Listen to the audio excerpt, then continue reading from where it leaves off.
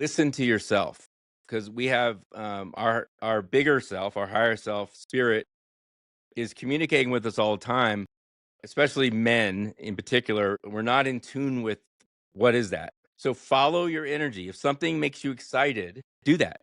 Don't overthink it. Just do it. And don't worry about the outcome. If you follow your energy and you stay integrous, you can't help but have success. Welcome to the Richer Soul podcast, where we share how to live in harmony across health, wealth, time, relationships, and spirituality. How do you bring them all together to live your ultimate life? The best thing is, we've got nothing to sell, just great advice from people who've succeeded and lived that dream.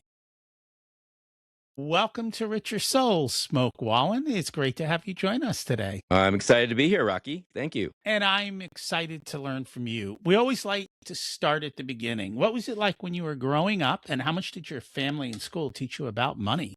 So we were talking offline.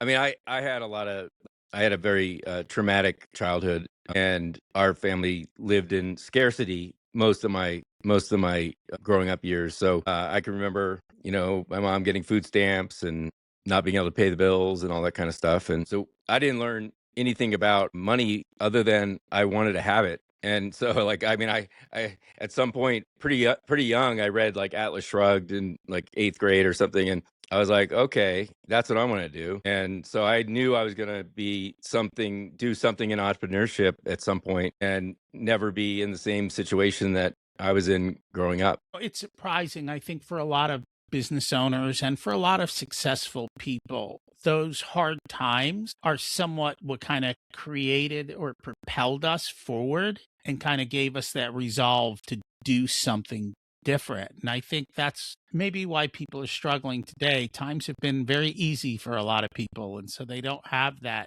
I call it grit. Like, how do you, because that's one of the questions is how do you teach your kids grit when they grow up with wealth? And so it's that back and forth. Yeah, no, I think that's right. I mean, difficult times create character and create capabilities that you would not otherwise develop. I think that's how consciousness learns. We start as one, then separation happens. We have experiences that create separation, whether it's traumatic or not traumatic, it creates separation. And then depending on how you react to that, everyone is different, but you develop skills to compensate for that separation. So for me as a child, like the adults wouldn't listen, people in my life wouldn't listen to me, and I could see, things that were happening that were not right. And as a child, I knew that. And so fast forward, I have a podcast. I do public speaking. I've done that my whole business career, but it's like, I developed those ability to communicate and to be persuasive and get out in the outside world, partly as a result of not being heard as a child. Was that something that was kind of an easy switch or an early switch coming out of, I don't know, you went to college and then, or what was that path like No, it coming out was. of? I mean, there was a lot of trauma. So I had a pedophile grandfather or grandmother who was in on it, and lots of family members that were covering for him. So I had blocked all that out until much later. And so I can tell you that story later if you want. But I know I had a fairly traumatic experience, and then went off to college and was kind of a lost soul a bit. The things that kept me on track. So I was a wrestler in high school and college. Having to go to practices and show up was the only thing that saved my college career. Otherwise, because I think it was like late in junior year when I left the wrestling team for a number of reasons, but when that happened, like things got worse, for me. Like I had more time, and it wasn't a good thing. So no, I mean, I think that it was not an easy transition, and it was like out of necessity. I figured out like, oh, okay, I don't have anyone that I can rely on in the world, and I had to figure out how do I make it in this environment, and it just developed over time. But you gain confidence by walking the path. And so I didn't really have confidence, but I just started doing things, and things that worked I kept doing, and things that didn't work I stopped doing, and over time it developed very extensively. I think that's the one thing people don't realize. You just show up anyway and you do it without the confidence. The confidence comes later. Yeah. Yeah, you got to walk the path to build the confidence. And you don't know that. And that's the scary thing, right? We don't know, is this going to work? Am I going to fail at this or whatever? But by doing it, by walking it, by experiencing it, you build that muscle of confidence. And, over time I did a lot of entrepreneurial ventures over the years and took a lot of big risks that others would have said, "Oh, why would he do that? And why would he risk everything to do this or that?" And I'm one of those guys that so my profile in I forget which one of the things, but it's a fast start profile, which is the big game hunter or entrepreneurial profile. And I was working with a coach, and he said, "You're exactly that." I'm like, "Okay, that makes sense to me." He said, "The good news is, you are the prototypical like mindset for an entrepreneur.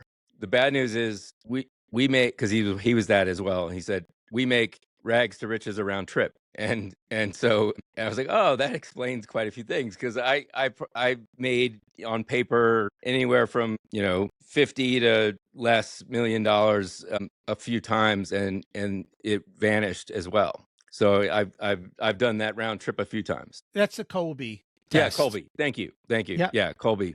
Yeah, which I love. I think that of the ones out there, that's one of the ones I like the most, because it's kind of like what you will do in a situation more than just a description. Yeah, and I find personality tests are very helpful for me to even understand me, which kind of like what you said, it helps you. So I've taken all of them and then I put them all together and say, where are the things, where are my strengths? Where are my weaknesses? And then I just stay away from my weaknesses, meaning if that's a weakness, I'm not going to try and improve it. Let me find somebody to deal with that part of it so Yeah, that I don't have to.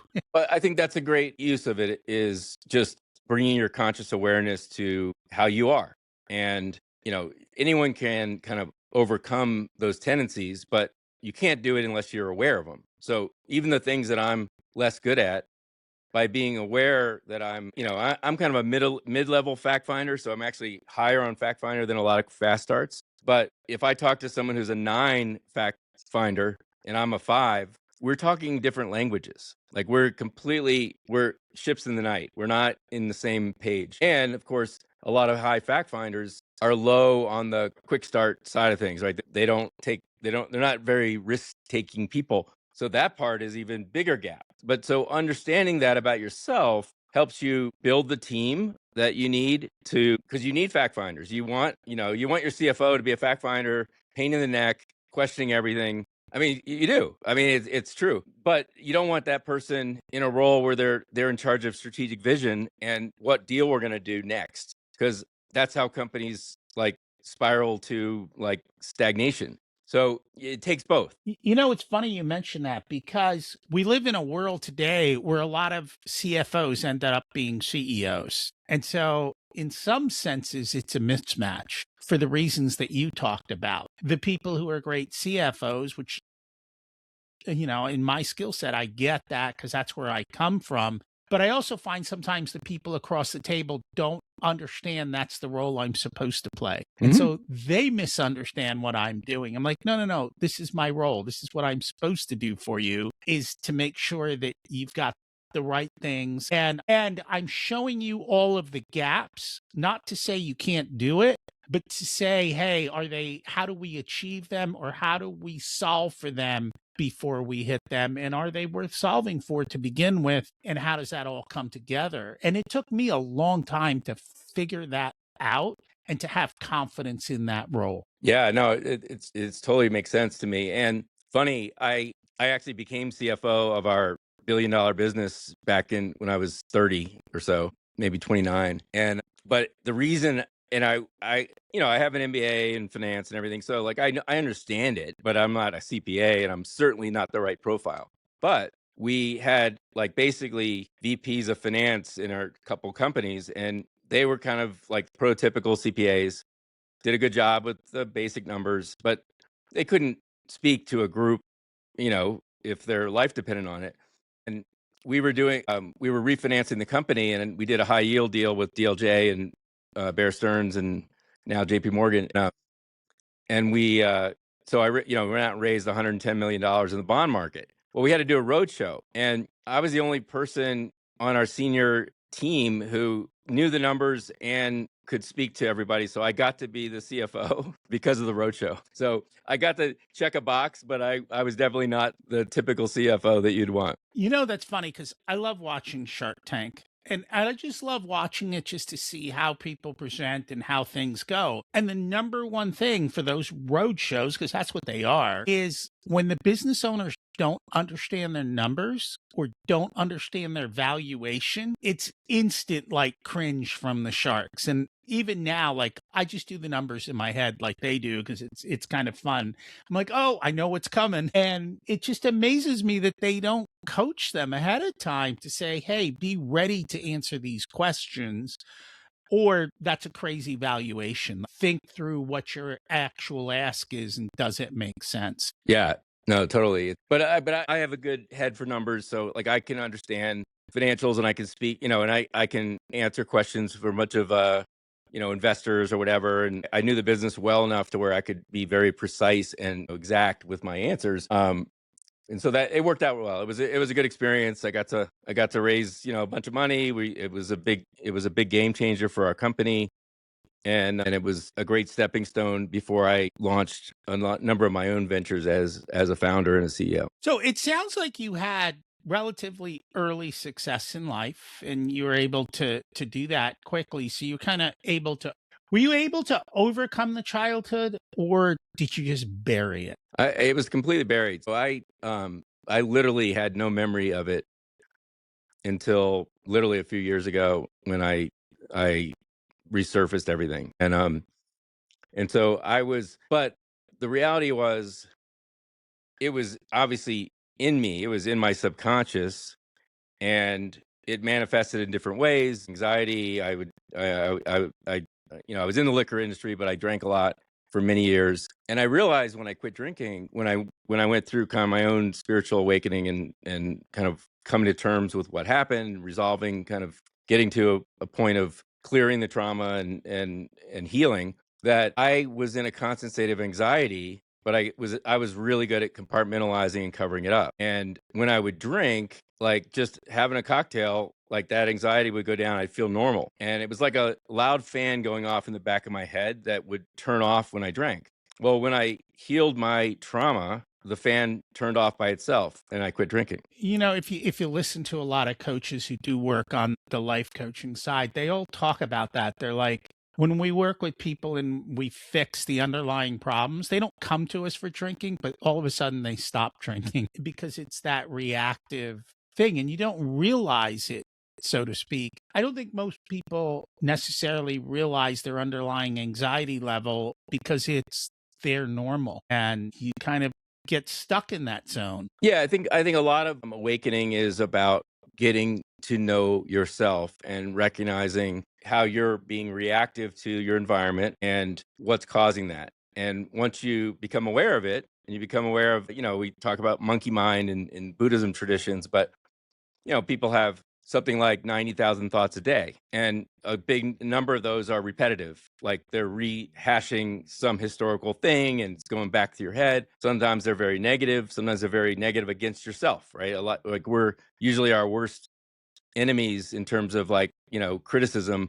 Even when you're doing well, you're criticizing everything you're doing, right? And we don't, until you recognize that what you think manifests into your reality, you're not even in a position to adjust for that, right? And so a lot of, I think, my spiritual path certainly has been becoming aware of these things, becoming aware that the subconscious is actually probably 99% of the power we have. And if you can bring those issues to your conscious awareness, you can resolve them. And then basically I went through a whole process of reprogramming my subconscious intentionally so that I would manifest exactly what I wanted and not have all the other repercussions that were happening along the way. And yeah, so it's definitely becoming aware. I think those tests are useful as a starter for that. I like the Colby and those kind of things. I did what you did. I took my Colby, my Enneagram, which I can't say the word. I took my, what's the ENTJ, Myers Briggs.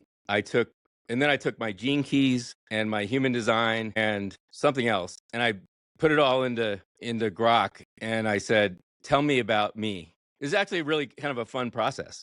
It was a pretty cool. I got a pretty good output, like giving it all that information, which some people don't want to do. But anybody that thinks there's privacy doesn't understand the universe we live in, because there's no privacy. Everything we do, think, or like everything is recorded, let alone all the modern electronics and all that stuff. Like, of course, that's being captured everywhere, but the universe is recording everything we do at all times. And so, like, once you realize that, like, okay, well, I don't have anything to hide. I'm an open book, so it doesn't matter to me. It's funny, I on my sales page for our business side, I actually have a page that lists all my different types and what it means to the client for how I can help them so that they better understand me, that they can better utilize the skills that I have. And so I just put it all out there as a page to say, here are all the different things and here's what it means to you. Again, like you, I don't fuss over it. Was there something that occurred that caused that awakening, or did it just kind of come to be, or how'd that come about for you? I look back now, and retrospectively, I can see points in time where the universe created things for me to wake up. And I was so dogged in my determination or whatever mindset I was in, that I would just ignore that and keep going. And so that's hence the repeated, like, big success, big failure, big success, big failure. And I did it a bunch of times. And I realize now, like, I was attracting business partners and people in my circle who would betray me. Well, that was because I was betrayed as a child, and I hadn't resolved it. So it was going to keep coming to me one way or another. So I can look back and I can see, like, there were moments in time where clearly, if I was a little more aware or less stubborn, I guess, it might have happened earlier. But for me, a real breakthrough happened. I was doing a deal in Nepal, which I finally closed this summer. I sold a brewery to Carlsberg there. So I'm the only person I know that's done a deal in Nepal in the West. But I got to we had a kind of a couple days where we got to just tour around. We were seeing the brewery, but then we went to safari, and then we went to Buddha's birthplace. And something happened in that experience there. We did the whole tour and everything, and then we were in the Japanese temple. There's billions of dollars of temples being built all around, where Siddhartha was born. And we were in the Japanese temple, and my friend David Spencer, who's now passed, he knelt down to give a prayer or meditation or whatever he was doing. So I was like, okay, I think I'll do it too.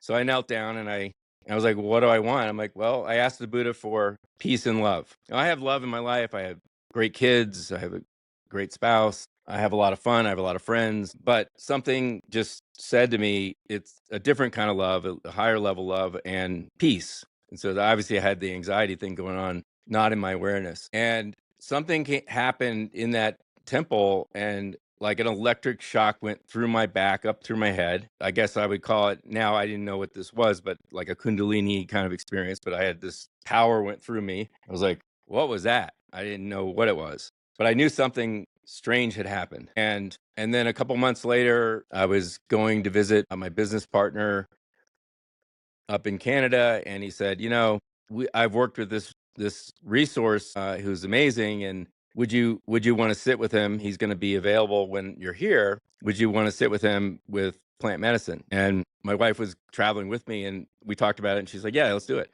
So we did it together, and we had very different experiences, but it was kind of cracks in the armor of me as a person. And she was sitting there with like angels flying around and like in bliss. I was having like hard labor for 9 hours, 8 or 9 hours, and I had a negative spirit entity removed from me. So in Catholic or religion, they would call it an exorcism, but it was wind went through the room, everybody felt it, and went out the window, and that was like a big opening. And then so over the next year or so, I did a lot of work and surfaced all these memories and all this stuff, and kind of, I guess when people find out or they break through and they open up a portal where they can start remembering things that were pushed away, I guess you could take maybe more than two, but like one extreme would be, I don't want that drawer open, shove that thing back. I want to go back to my normal life. That's too scary.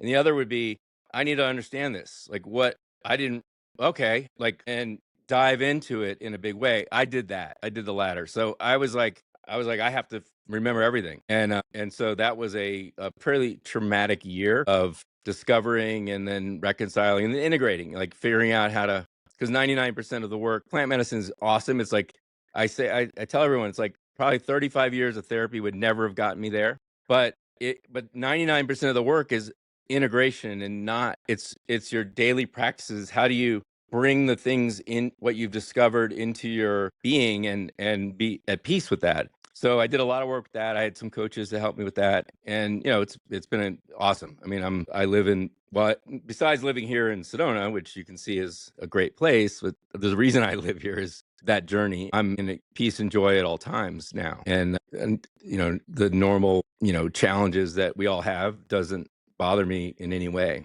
So yeah, so it was I guess it was abrupt, but then it was like intensive for a while, and it's never stopped. Like I continue to evolve and learn things, but the core trauma, which Yvonne, who was my coach there, Yvonne Rados, he's a very incredible resource. He said before we started the journey, he looked at me and he said, he had us write down all the things that we want, and I had a whole list of things like I want good things for my kids and for the world and this and that and everything. And he said, okay, none of that matters, but you wrote peace and love at the top. That's what you focus on. I'm like, okay.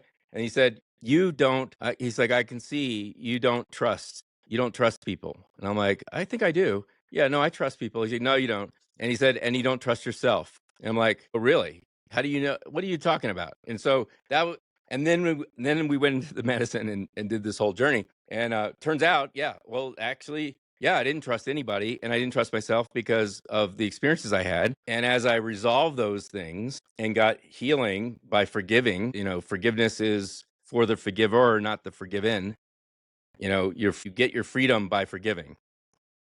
And as I did that, and no one told me that, I just innately knew that I had to forget it. Like I made a deal with my higher self, I guess. And I said, and the deal was if I can get the specifics, I need to know what happened, I'll forgive. And somehow I just knew that was that was like this key that unlocked everything. Because I guess, spirit won't reveal things that you're not ready to receive. And, even though it was highly traumatic, it was like I showed myself to be ready. I think that the biggest thing I would say is help is available to everyone, but you have to ask for it. So I opened up this portal of asking for help at Buddha's birthplace, and everything unfolded after that. But it was like I had to say, Buddha, help me. And if you want peace and love, everything that's between you and peace and love will come up. So that's the shadow side, that's the trauma and everything else. So the things I had to experience and reconcile and get clear on were all the things that were keeping me from that. Plant medicine has this ability to show you the mirror and take away all your blinders.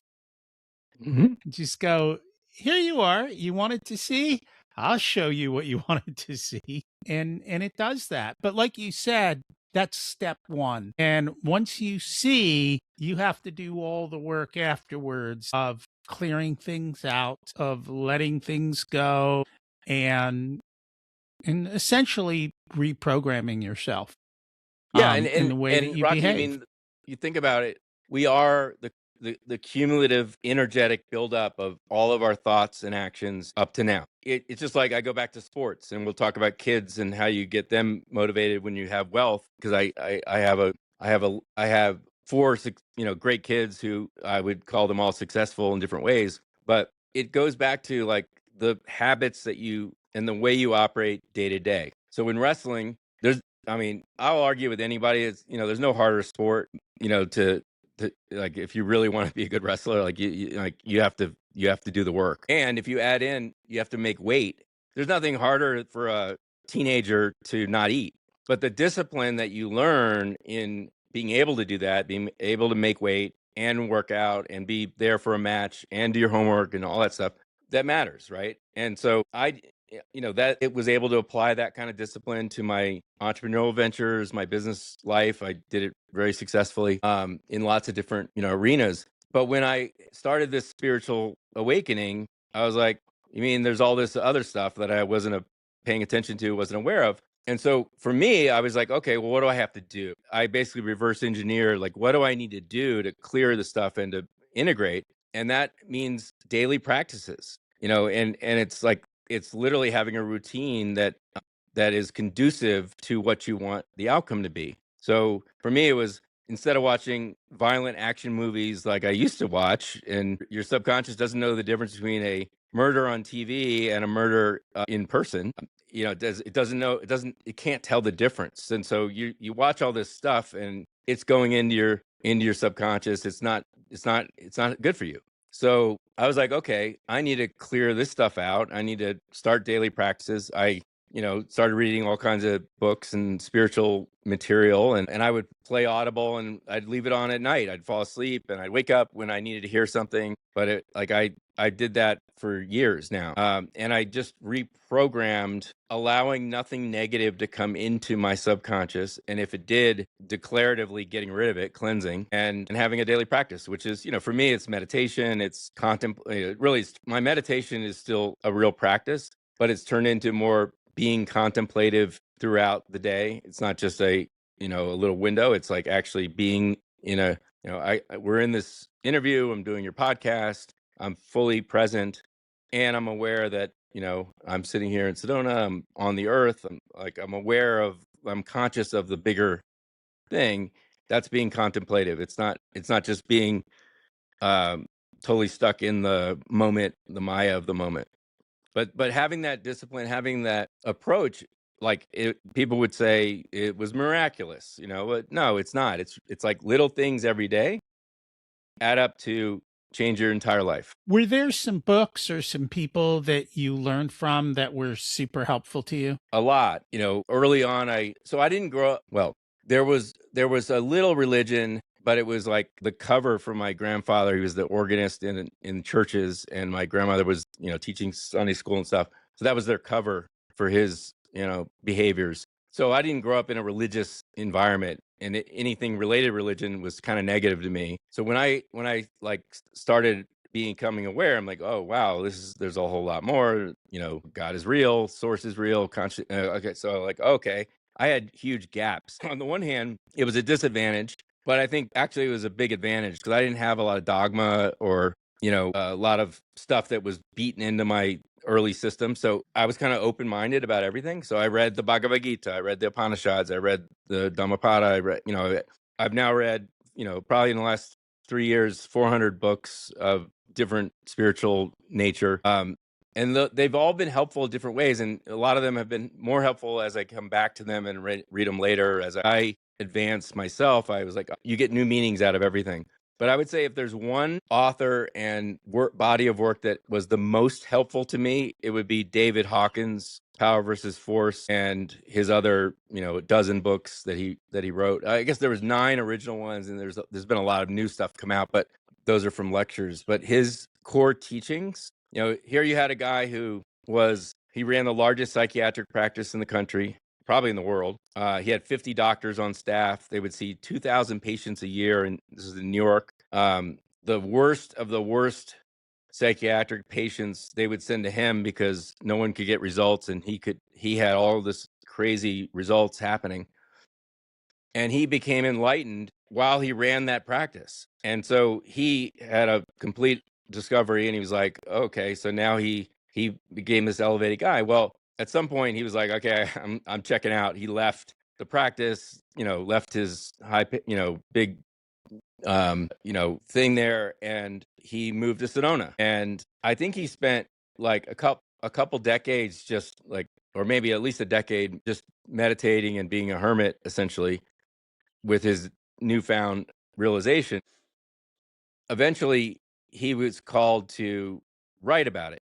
And so Power versus Force was the first book. I think he published in like 95. And then he had a whole bunch of books subsequent to that. But that, for me, as a logical, business oriented MBA kind of person, business, I like to understand things. I like to have a plan and, all that kind of stuff. And Hawkins brought the knowledge of modern psych and was enlightened. So his words, in my mind, are the best for today because when you read the Dhammapada, the beautiful teachings, awesome. The Upanishads, amazing. Bhagavad Gita, so many great lessons in it. But they were written thousands of years ago, translated by, multiple, handoffs. And while the core truths are still very high in those works, the cultural and the timing, the level of consciousness of society, humanity was very low when the Buddha was around. It was very low when Jesus was around and they killed him. The Buddha happened to be in the East, so that it was a more accepting culture to they had a tradition of enlightened beings, and when Jesus was born, they didn't have that framework in the West, and so they killed him. But in any case, I find Hawkins' work to be the most useful, and it gives a really good framework for understanding consciousness and these energy levels and all the things that the attractions and aversions that we have to transcend with our ego mind in order to awaken to the bigger picture. It's interesting. You're in the world of mergers and acquisitions. You're in the world of business, making money and doing all of that. And yet on the other side, there's this old spiritual side and this consciousness side. How have you found that coming together? And then how is that kind of related as you talk to people there? Because usually most people in that world aren't very conscious, so to speak. But yet you've found a way to bridge it. Yeah, I mean, it's changing though, Rocky. I see, I've been in YPO for 23 years or so. That's a fairly high calibrating group, like Genius Network. It's people that all want to make bet. Like generally speaking, they're open. They want to learn. They want to be better leaders. They want to be better husbands, better father, family member, better. So it's a group that has a positive energy field already. But what I'm seeing in the last 5 years is more and more people are waking up to I've had all this financial success. I've checked all the boxes of all these things. I can go do 10 more deals and make a lot more money. But is there something more? And so I've been more willing to express that, with my podcast and just my talks and, keynotes I've done where I've spoken directly about spirit and about what this reality is and why it's it's so important. But I also have one foot in the business world, and I do M&A because it's fun. I help entrepreneurs exit their companies around the world, and we're really really good at it. And I look at it as completely consistent with my spiritual work. And I would say half my job is actually selling the company. The other half is coaching and holding the hand of the CEO and through the ups and downs of the deal process. And most of these guys that are having exits in 100 million, 500 million, whatever, starting to think about what's next? How do you turn success to significance? What is meaningful to you and your family, and be thinking about that before the exit? Because a lot of, I'm sure you have the same friend group, but I mean, there's so many examples of people who built a great business, had a big exit. Now they have all the money in the world and they have all the time on their hands, and their life falls apart.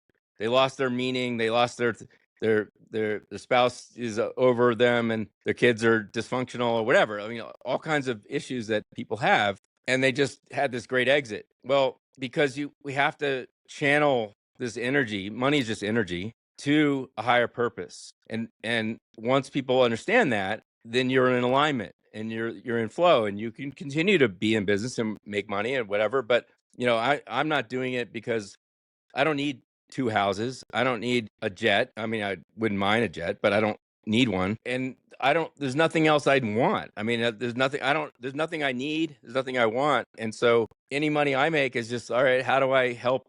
I've co-founded Dignity Moves, which is our homeless initiative in California. We've got, I think, 22 villages being built. I think a dozen or more are already built. We've helped thousands of homeless people get off the streets. And then I'm also a member of the board of Sacred, which is who are helping families who have children who have sexual abuse. And usually the breadwinner is the person who, it's stepfather or somebody, is usually the culprit. And the mom all of a sudden wakes up to the reality of not only has my child been sexually abused, but I just lost our income with the family, and what am I going to do? And so Sacred basically gives funding to families directly who have an experience like that, and to try to get them through the next month or two, right? Like it's very small but meaningful. So as I continue in business, I'm doing good work, helping entrepreneurs realize their value, but also like I'm able to put some of my resources to work in helping other people. And that's kind of, it's again, alignment and flow. I'm looking at the calendar and I'm realizing it was almost 10 years ago that we came up with the seeds of this. And back then it was, you got rich, now what? Because the money isn't going to make you happy. And what is it that's really going to drive that? And the question that I find most people struggle with answering is, how much is enough? Because even if they do have the successful exit, it always seems like they don't know anything but more. And they haven't taken the time to think about, what does my life really mean, and to go through these types of exercises and to actually stop and look around and say, hey, what is the purpose of all of this? And I think you're right. I think I've noticed a lot more in the last few years of the shift coming. I see it a lot. I mean, I hang out in the entrepreneurial community like you, and I see it a lot in the entrepreneurial community at all different levels. People, for lack of a better term, waking up and starting to challenge and ask those questions. And it's becoming far more mainstream to do that and to explore it and figure it out. And I think people struggle with the concept of, how do they go together? And I've always said money and woo can intersect perfectly fine. There's Yeah. I mean, nothing wrong with that. money is neutral. Money is neutral. Sex is neutral. Power is neutral. It's our attractions, our attachments to those that are the problem. So once you don't care about money, don't care about sex, don't care about power, you can experience money and sex and power, and keep it in perspective and not be attached to it. So when we drop our attachments, and I like non-attachment better than detachment, because you're living in the world, it's all energy. And detachment to me sounds like, oh, you're off in a you're really separate from everything. Non-attachment to me means I can fully enjoy the physical world, I can fully enjoy the human experience and keep it in perspective, and I'm not attached to it. And so like once you get to that point, it's like, okay, it doesn't matter, like it doesn't control you. And that's really, happiness comes when we get to that. There's no number amount, there's no number of deals or power or whatever, there's no, like, none of that external, and it's never going to make anyone happy. Happiness comes from within and being aligned with spirit. And if we have that and we're unattached to all the external things, we can still experience them and enjoy them in flow with spirit. And that's where, that's really what everyone should be getting to at some point. It's not easy, and also finding the groups. Again, like you talked about, you read 400 books, so it does take doing your own research and investing your time and effort into what works for you. And thankfully today, I think now more than ever, a ton of this information is available online. A lot of it is available for free, and you've got to figure out what resonates with you, because not everything is going to unlock your key, right? You No, didn't and go to that situation. it's a Yeah. great point. I mean, the challenge historically was, are you in a tribal society of some kind where they recognize spirit tendencies early, where they have a tradition? Like, in the East, there's a lot more tradition of that. And if a young child showed some propensity to that, they would get channeled into the monastery or to, whatever the church. And if you didn't live in a place that had that knowledge or that wisdom, you were just kind of on your own. And so historically, the enlightened beings of the world have been in one tradition or another, right? They grew up in Buddhism or the non-dual, Hinduism or Christianity. I'm a big fan of Meister Eckhart and Teresa of Avila and Cloud of Unknowing. So a lot of the great Christian mystics over time, but they were in their tradition. And now the challenge is exactly what you said. We have access to everything.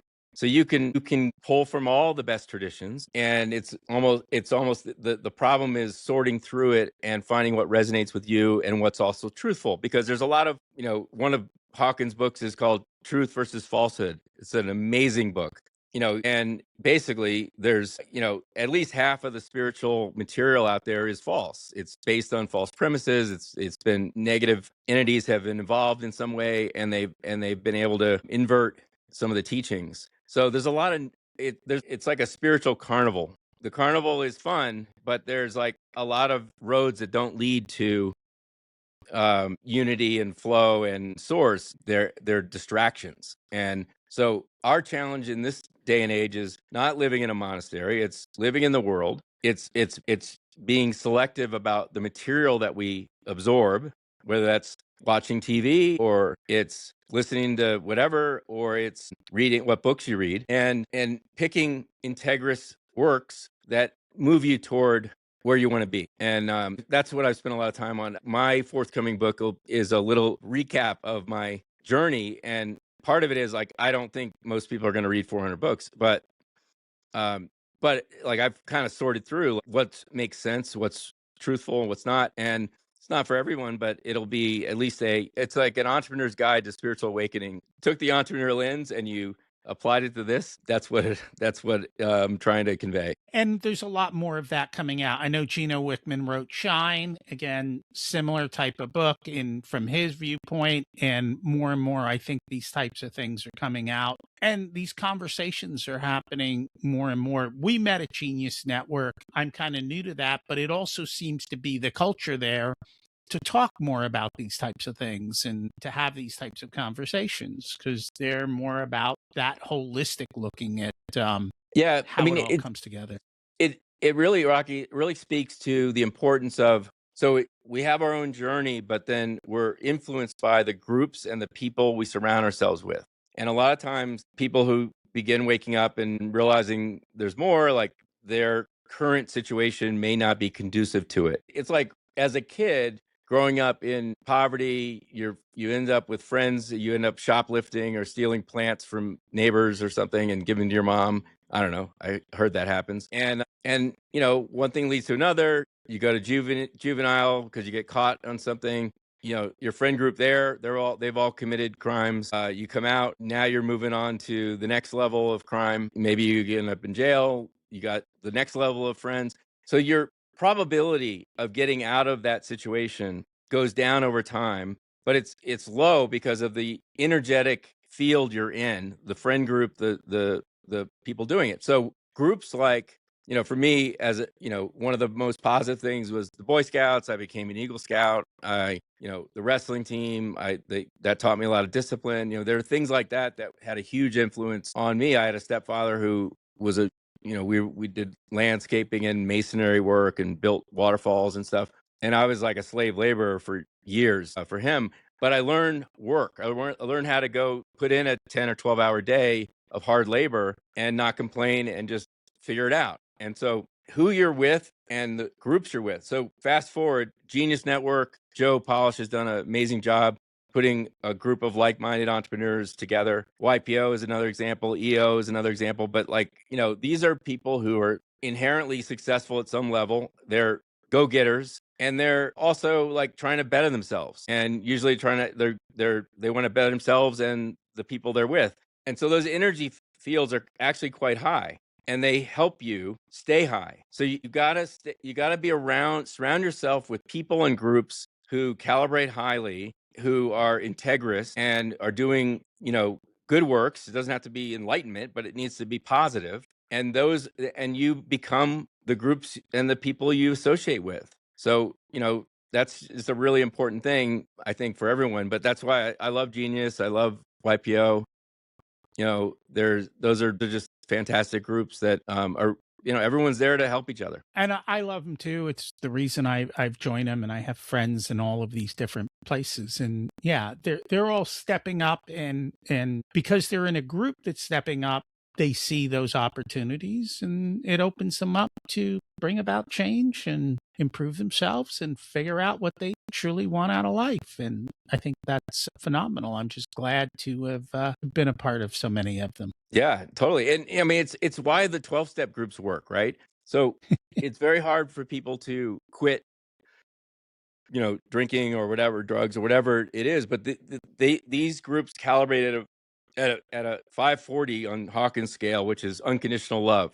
That field is so powerful that if you stay in the field, you can quit drinking no matter how bad of an alcoholic you were or whatever. Like it works. But when people leave the group, and if they haven't done all the work and totally, raise their own level of consciousness to a certain level, invariably they end up falling down and recurring, getting back into drinking and whatnot. So like the power of groups is really incredible. And like, so I want to touch on real quick the kid thing that you mentioned earlier.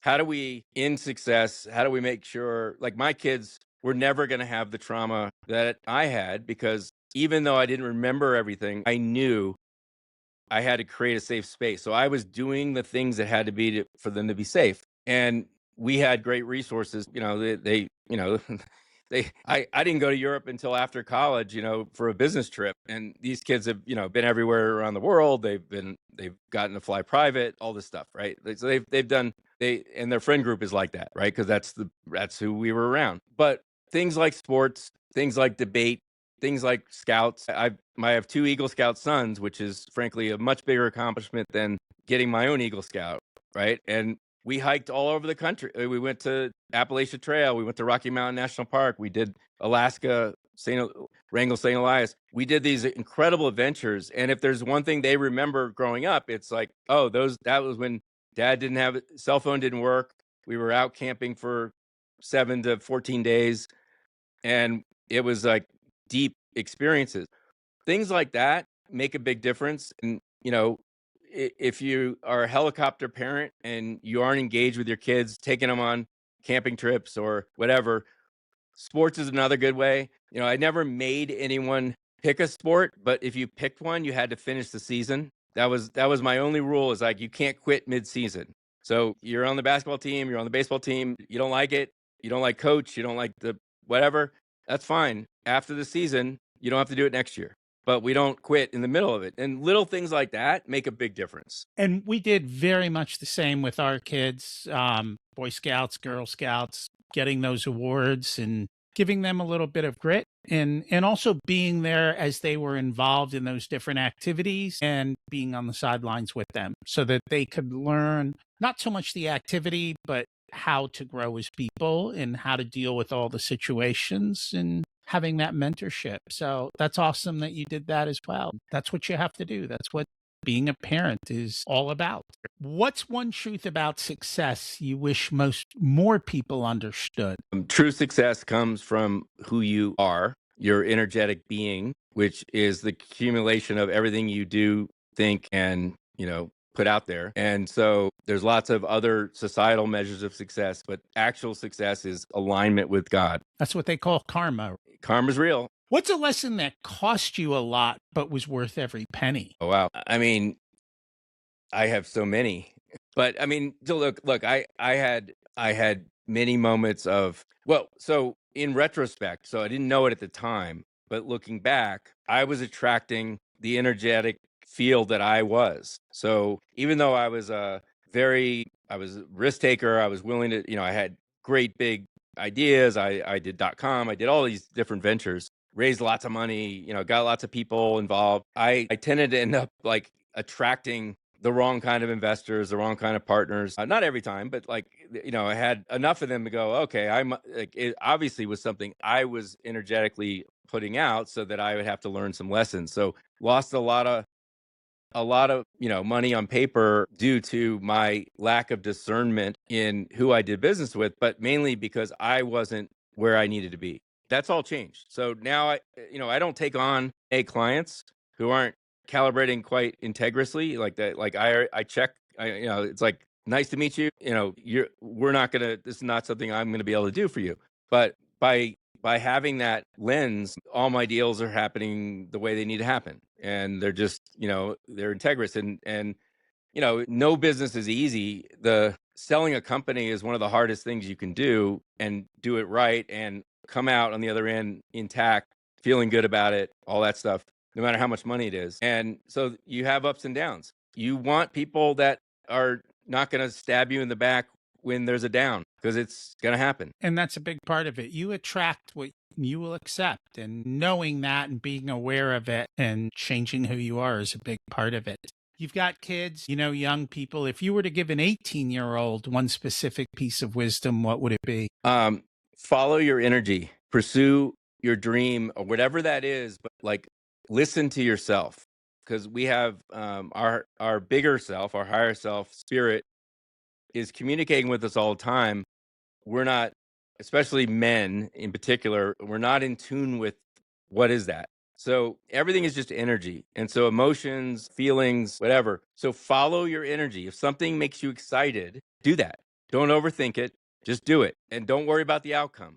If you follow your energy and you stay integrous, you can't help but have success. And a big part of that is listening to yourself and your doubts and your fears and all those things that you tend to have at a young age, and just going through it anyway. If people would like to learn more about you, check out your podcast and so forth, how do they find you? Well, Rocky, I'm kind of easy to find because I'm the only guy named Smoke. It's actually my real name. But smokewallin.com is my main website. But the Smoke Trail is my journey of awakening and invited guests who we have conversations like we're having now. And so it's all about trying to have good conversations that can be helpful to people that are on their own journey, and take what makes sense and don't take what doesn't resonate. So the Smoke Trail, we probably have the most followers on YouTube, but it's on Spotify and Apple and all the other podcast networks. But smokewallin.com is easy. You can find me on LinkedIn. I'm the only Smoke Wallin there. Pretty easy to find. And we'll put that in the show notes. Thank you so much for joining us today. Well, thanks for having me, Rocky. I enjoyed the conversation, and hopefully we can do it again. Thanks for checking out this unedited video of the Richer Soul podcast. You can find the full episode along with all the back episodes at richersoul.com. This podcast is brought to you by Profit Comes First, where we help business owners to have a more profitable and growing business so they can live the life of their dreams. Check that out as well wherever you listen to all this content.